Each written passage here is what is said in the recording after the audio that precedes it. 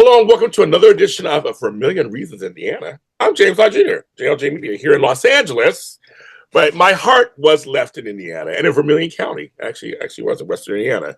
Now, we've had people on the show who work for this organization, which we're very grateful to, of course, here at JLJ Media. But I have the CEO of this nonprofit organization. We're going to talk to him how he got started, how he got into this, what exactly they do for the community, which they do a lot of great stuff, from small to large, from fixing a park to something really big for a business. So I'm very grateful to him and to what they do. And it's Dale White. Hi, Dale. Hi, James. Thanks for having us today. My Looking pleasure. forward to it. So yeah, he's the CEO. So okay, so Dale, first, which I again thank you for your time. When you're CEO of a company, I know how it is. We were doing 20 different things and things are going on. So I'm glad you're doing the time. I before I even get into like just the company, have you been a person who's always been into like community service? Like were you like you grew up that way? Was something you got into later? How did because people go to nonprofit. We all come from other things, but usually there's some kind of service thing in there somewhere. Usually in the through line. So how did you? Were you always Yeah. a community minded person? Yeah, that's a good question, James. And I didn't really totally understand it until I got a little bit older. But um, my father was a school teacher, and my mother was a social worker. Oh wow. And we're a small town in Indiana, is where I grew up. And and I always saw them serving in some way, shape, or form in their community, not only professionally, but also whether it was my father coaching my little league baseball team or helping somebody out or Boy Scouts or seeing my mom do Girl Scouts with my sister and other community organizations or service clubs. They always seem to be doing something.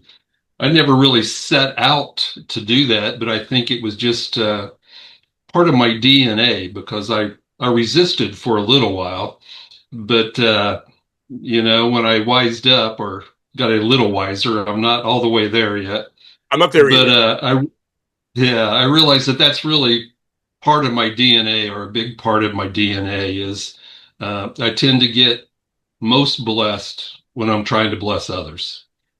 And it seems like my purpose gets fulfilled when I'm helping other people fulfill their purpose. So I didn't always understand that when I was a young punk, but it's getting clearer and clearer to me all the time that that's kind of the way it works for me.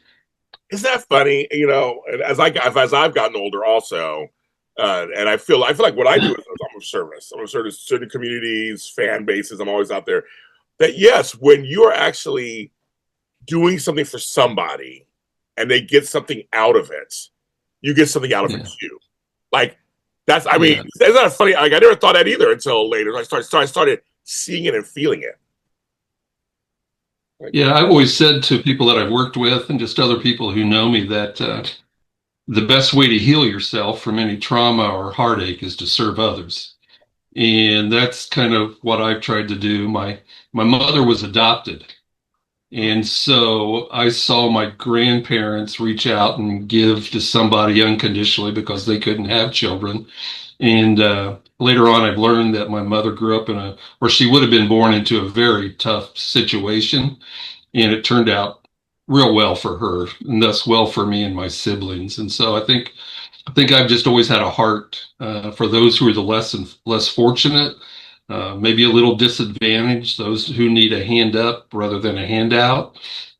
And again, I just think it's kind of woven into my DNA, and I can't seem to escape it as many times as I've tried.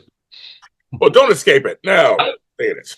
I can be pretty selfish. Can't we all, right? Yeah, at some points, yes. We are men. No. Here's Hmm. what's funny. A lot of people would say that, right? Here's the thing. So you're an example of what you saw reflected back onto you, and now and you're a result of it. So I'm like, say, having a teacher father and having a social worker mother. Oh my God, it's like two very giving professions that are Right. in different ways, but very immersive kind of giving professions, both of them. Yeah. That's a lot. Did you ever? So with your father being a teacher and being a social worker, how do they balance taking care of your kids and like giving you guys the attention you need also? as a parent, Yeah. it's hard anywhere. So any given day, it's hard, but they're helping other kids and helping other. I mean, that's a big thing. Yeah, where I saw them serve primarily was the organizations where either myself, my brother, or sister were involved. Okay. And so that's how it really rubbed off on me is that it wasn't something that I heard about from others. It was more something that I learned about because I experienced it firsthand because again, they were, teaching my Sunday school class at a little church or being the first base coach on a baseball team or, a den mother on a Girl Scout troop for my sister. And so I didn't ever really feel neglected. I think the downside was that they didn't play favorites. I thought, I was on their team that I should be a favorite, but I Good was job, just, parents. yeah, I was one of many. And that was probably a good parenting technique Yes. on their part. Yeah. I know. Yeah. My first job, I worked at a day camp. I was a counselor, Okay. and my older sister was the director. And so she did Okay. not treat me like anybody else. And I would get mad sometimes. I was young. And I was like, but I'm your brother. She's like, doesn't matter. You are part of the team. Yeah, and so as I get older, I now know that was the best thing to do. Right. Right. Best thing to do. All right, so at some point, so when you became an adult, so what were you doing for work at first? Like what were you doing before you got into this? Yeah. Well, my dream was I'm 6'5". You can't tell that by me Taller sitting than me. down I'm here. 6 feet. You're taller than I am. Dang. So I'm 6'5", and so one of my dreams was to play sports. And Okay. so, when you're 6'5" in a small town, you got to play basketball. So Of that's the way it course. was for me. So I got a college scholarship Oh. to play basketball in Central Illinois, and that went well. But then I had dislocated shoulders, knee surgeries, and things like that. Yes. And my dream was always to take it up to the next level. Well, my dream for me was different than God's plans for me. And so it took me a few years of soul searching to really know what I wanted to do. My degree was actually in criminal justice. Wow. I wanted to work for the FBI. Wow. But then I learned that I probably couldn't pass the background check but because of my college days. Oopsie. And You enjoy college a little too much? yeah. And so it took me a few years of soul searching to kind of figure out what I really wanted to do. And I ended up working at a shelter for troubled kids who had been in the court system, out of the court system. They needed a place to stay temporarily. So I was a part-time youth counselor. And then it was ran by the Salvation Army program. Okay. And then that same Salvation Army ran a community center and a public housing site in the community where I was living. And so I was the program director uh, of the community center that was adjacent to a public housing site. And so I think that's seeing the circumstances again of some of the kids that came and used the services and some of the adults. It just kind of really grew on me. And so from there, just the experience with the kids who had been in and out of foster homes, children's homes, uh, kids that were growing up in the projects, so to speak. I really had a heart for them. So I think it just kind of grew on me, and I just kept finding myself in positions of administration, which required a little public relations, marketing, and fundraising. And so that's kind of how I've developed my career is just in the PR, marketing, and fundraising side of non-for-profit organizations where my mom and dad were really the ones with boots on the ground serving kids Yeah. and serving others. Mine wasn't so much working one-on-one with the clientele. It was more on the side of raising the necessary funds for the organization, helping to do the marketing, the PR, so that everybody else could do the job that they were skilled in doing. Yeah, wow, that's great. That's great. I love it. Well, it makes natural sense. So then, how did the Western Indiana Community Foundation get started? Well, it got started actually almost 35 years ago, James. Wow, November 30th of 1990, actually. wow. Uh, there was a former businessman from our community who had moved away, and he returned to meet with some other businessmen in the area and felt that our community was right to establish what's called a community foundation. And essentially, what a community foundation does is we raise private donations, we invest those monies, and then we use a portion of those monies towards grants for scholarships and community projects and to non-for-profit groups. And so he donated $100,000 to get started. And today we now manage $45 million in charitable assets just because of one businessman in a small rural community of Right. 2,500 people uh, were able to take it up to the next level. So we've been able to do a lot of good in those 35 years. Well, that's amazing. That is totally amazing. I just think it's I always wonder for rural areas if they need assistance, who's there to help them? I mean, that's kind of I mean, big cities, yeah, we all these all this stuff, these resources, but you're showing us that in rural areas you also have resources too for all these counties and all these little cities and everything, these towns. You're there for them, right? Yeah. When they need it. Yeah, we're kind of, a lot of people see us as the big fish in the little pond. Yes, you are. It Yes. is kind of the way it is. We serve two counties, James. Each county has about 16,500 people, so only 33,000 people. But we have a very generous community. Our communities aren't real transient. We don't have a lot of people coming and going, so it's a lot of your neighbors and friends who you've been with for a number of years, and so it makes it easier to want to help your friends Yes. sometimes than it is strangers. You may have a tendency to give your friends in your community or your neighbors a little more grace than you would some strangers sometimes, and so that's been one of the nice things about this position for me is I moved away for 25 years, James, and then I came back, and I had told my wife for a number of years that I lived 20 years in the community and I wanted to come back and give back for 20 years. And so that's what I've been able to do. I'm in my 20th year now of giving back to the community that gave so much to me when I was growing up.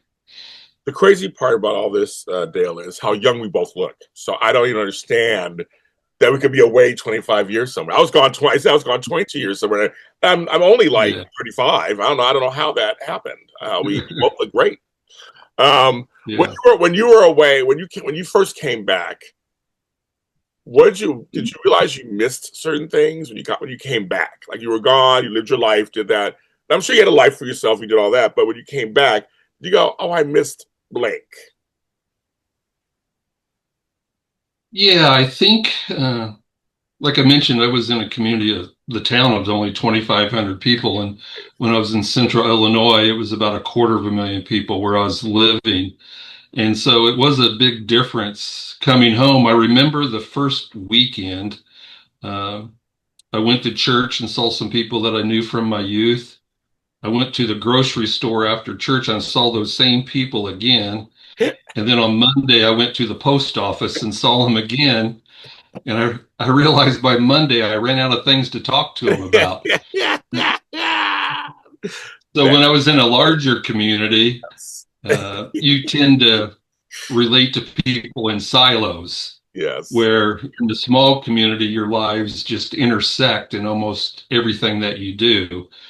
Yeah. And so I think that's the good and bad. The good is you can really get close to people. I think the negative is some of the people are in your life more often than you would like because they live in the same community or vicinity, that you do. But like I said, you have to offer them grace, and I assume that they're offering me lots of grace at the same time that I don't even know it.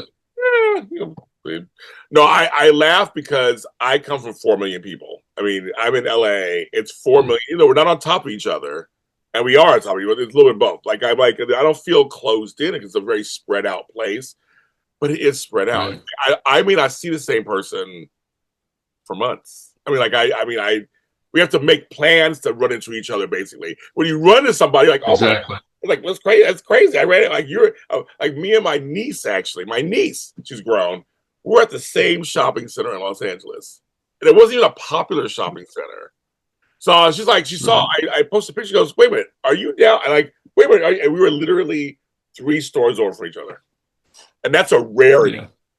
Where you come I from, remember when, yeah, I remember when I moved back, one of the superintendents I met with, he said, Dale, the good thing about a small community is if you go to any event, all they need to do is see you coming or need to see you going, and they believe that you were there to right? watch their children. And it's not the same in larger communities. And so that's one of the nicest niceties about a small town. Why do you think your foundation is working? You know, nowadays, you know, non for profits are not easy to run. I mean, they take, you know, there's a shelf life for some of them. They last a while and people burn out, all kind of stuff. Yours seems to be working, and everybody I talk to loves their job. They've been there for a long time. So why do you think it's that Western Indiana Community Foundation is working? Well, that's a good question. I don't know if I can take much credit for it, but the founders laid a very solid foundation, and they were the real pillars of our community 35 years ago. They were all volunteers. The first executive director was a volunteer. He had retired from his business and had sold his business and volunteered his time. And I was the first paid executive director 20 years ago. And so my goal has always been able to try to build upon the men and women that I looked up to when I was a youngster and not lose anything that they had built and to try to do my part to make it stronger. And so I think between me and my predecessor, we have 35 years of stability. And so I think the community sees us as pretty solid in terms of leadership that, it's not a place, it's a place where people want to stay and they want to stay for quite a while. And then, like you say, Kim, my right-hand person who you talked to last week, she's been with us 21 years. Oh, And uh, we haven't had anyone leave us voluntarily in my right, 20 years right. that I've been here. And then I think we just have just a generous community, and we have uh, there's a lot of pride in our community, and I think that makes a difference. And it's interesting talking about your community. Uh, a lot of the leaders in our community tend to be those who move in. Like maybe they see opportunities where they can fit in and where they can make a difference in a small town. And we're a nice bedroom community, bedroom counties, that we have. And so I think those who want to move to our communities want to make a difference and make it even better. A lot of people want it to stay the same, but I think those who come in want to make it better. And I've seen a lot of people move in who really have risen to make our community better. We're fortunate we haven't had any crises that I'm aware of. When you manage $45 million in a small community, the spotlight can be on you quite a bit. I'm sure. And so you really have to watch what you do outside business hours as well as what you do in business hours. Yes, yes. So I probably wouldn't have been qualified for this position 20 years ago because of that. With age comes, you know, like I said, a little more wisdom, a little more maturity, hopefully. And we mellow Yeah. out a little bit. We all mellow out. Trust me. I've been there too Yes. back in the day. I do understand that. No, my And thing, I'm gonna say it starts from the top. So obviously, you're the top. I'm gonna say it starts with you. Obviously, I'll give you the credits for that. No, seriously, I think it's, you know, I tried to for my business too, and I've been to Vermillion County twice, and I've been to Western Indiana, and I loved it. And you're right, everyone is so nice, and it was so welcoming to me. I mean, I'm coming. I mean, it's very foreign for me, for where I come from. But as you can see, we're great examples of it's just about community. Everybody wants the same stuff. Everybody wants to have, a nice life. And I'm glad that you're able to provide that. And I want to highlight that. But you guys are providing that. I think people want businesses, or they want, like I said, they want nice parks or a nice river or to go fishing, and and I just think it's kind of like what you guys are doing is just a great thing, great example. Yeah, well, everybody has burdens and struggles that go on the inside of them. And so we're all looking for respite, peace, quietness. We may not always give off those vibes, but those of us who've been around for a while know that we all battle with something. Yeah. And so I think one of my goals and the staff goals is to acknowledge that in everyone's life, and in spite of that, how can we continue to improve our communities so that they can have the quality of life that they would like to have in their community. Yeah, I love that. If people want to get involved on some form or another, like they want to donate money, endow money, and things like that, or maybe want to volunteer, like where should they even begin? So you go to your website first, or where should they begin? They want to help out. Yeah, that would probably be one of the two places, James. One would be our website. It's actually going under a refresh as we speak. It would be Western Indiana Community Foundation. And we are a 501c3 non-for-profit. So everything you see there is legitimate with the IRS.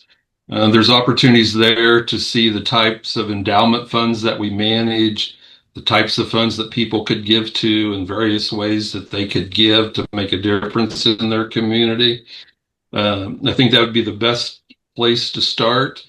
And then also our Facebook page, our meta page, if you will, which is also the Western Indiana Community Foundation.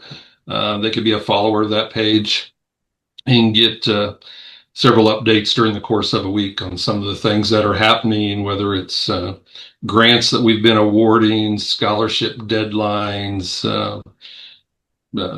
updates on staff members, board members, and things of that nature. So that'd be the two primary ways. And on our website, there's ways to reach out to all of our staff, so they could call any of our staff and say, hey, I'd like to get involved in some way, shape, or form. If they don't have the answer, then they could reach out to me, and I'll do my best to get them involved or connected, whether it's as a committee member or a scholarship committee member, grant committee member. There's a variety of ways that people can get involved to use their gifts if they want to do so. Yes. Very good. So I'll put those beneath in the description. You guys can go there and check those out on the Facebook page. Thank you, Dale, for being on the show. Thanks for having us, James. We appreciate it, and glad you're connected with us. Love to meet you in person sometime. I'm trying to plan a trip back there again. I was supposed to come back. I had to take care of my mom, but I'm going to try to get back there this year and see you guys. I'm going to meet you two and see how tall you are in person. I think I'm in LA. I'm tall. I'm 6 feet tall. I'm tall enough, but you're 6'5". I'm like, that's even more. So yes, but I would love to come see you guys. I may be a half-inch shorter than I used to be and 70 pounds heavier. So Dale, I understand that one too. Both of those also. Yeah. I do. Thanks for having me. My pleasure. So this is the Western Indiana Community Foundation. Do some great stuff. Check it out. And if you're in another community and you're thinking of starting, like this is a good example. They're a great example. So I was taught you always give where you live. I was always taught that. And so I try to do my best with that.